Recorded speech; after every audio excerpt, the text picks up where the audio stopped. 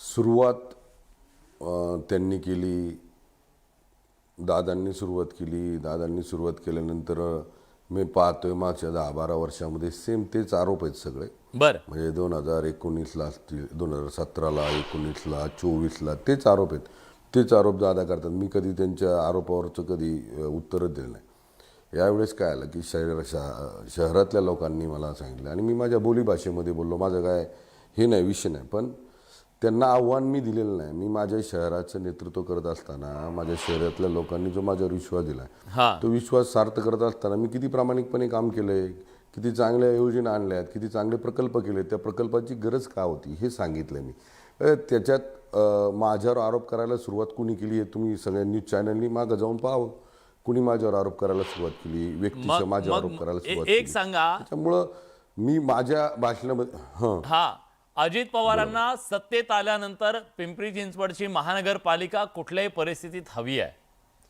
त्यांच्या त्या प्रयत्नामधला तुम्ही काटा आहात म्हणून तुमच्यावर अजितदादा दात खाऊ नयेत का? नाही, असं आता त्यांना वाटत असेल, पण माझं तर स्पष्ट मत असं आहे की मी आत्तापर्यंत माझ्या राजकीय प्रवासामध्ये भारतीय जनता पार्टीच्या माध्यमातून मी माझ्या राजकीय प्रवासामध्ये कुठल्याही निवडणुकीमध्ये हा मला कुठली निवडणुकीला जर सामोरं जायचं असेल तर मी माझ्या मुद्द्यांवर जातो, विकासाच्या मुद्द्यांवर, मी माझ्या विजनवर जातो. दूरदृष्टी ठेवून वाढणाऱ्या लोकसंख्येच्या अनुषंगाने लागणाऱ्या गरजा, प्रकल्प याच्यावर मी बोलत असतो.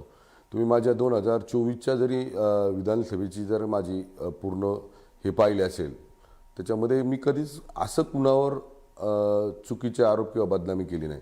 पण आता सध्या काय झालंय, पिंपरी चिंचवड महानगरपालिकेच्या या निवडणुकीमध्ये एखाद्याला चुकीच्या पद्धतीने बदनाम करून महापालिकेला बदनाम करून त्या आपल्याला सत्ता हवी या अनुषंगाने सगळे नेते मंडळी विरोधातले माझ्या विरोधात ते बोलत आहेत. बर, पण ते म्हणतात की तुम्ही गल्लीतले दादा आहेत. आत्ताचं स्टेटमेंट आहे त्यांचं, महाराष्ट्राचा दादा मी आहे, ते गल्लीतले दादा आहेत असं म्हणतायत. तुम्हाला कमी लेखण्याचा प्रयत्न केला जातोय? नाही, बरोबर आहे. मी गल्लीतला दादा असू द्या, मी भोसरीतला दादा असू द्या, आणि आदरणीय अजितदादा महाराष्ट्राचे दादा आहेत, हे मान्य आहे ना, सगळ्यांनाच मान्य आहे.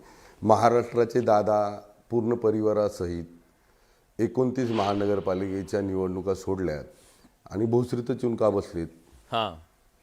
महाराष्ट्राचे दादा 29 महानगरपालिका आहेत ज्या महाराष्ट्रात त्यांच्या निवडणुका आहेत, त्या निवडणुका सोडून भोसरीतच येऊन का बसलेत? पूर्ण टीम घेऊन बसलेत भोसरीमध्ये का? गल्लीतल्या दादाला एवढं सिरियस घ्यायची गरज नाही. त्यांनी ते मोठे गल्लीतल्या दादांनी नाकात दम आणलाय का? सगळं महाराष्ट्राला माहिती आहे की गल्लीतल्या दादाने नाकात दम आणलाय का राज्यातल्या दादांना? नाही, असं नाही.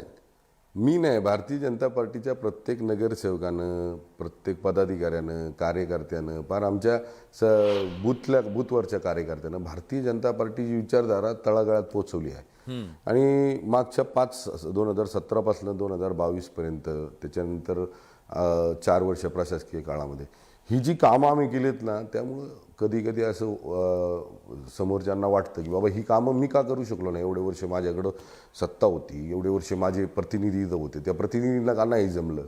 हे विचार त्यांच्यात का नाही आले? हे विचार भारतीय जनता पार्टीच्या पदाधिकाऱ्यांमध्ये का आले?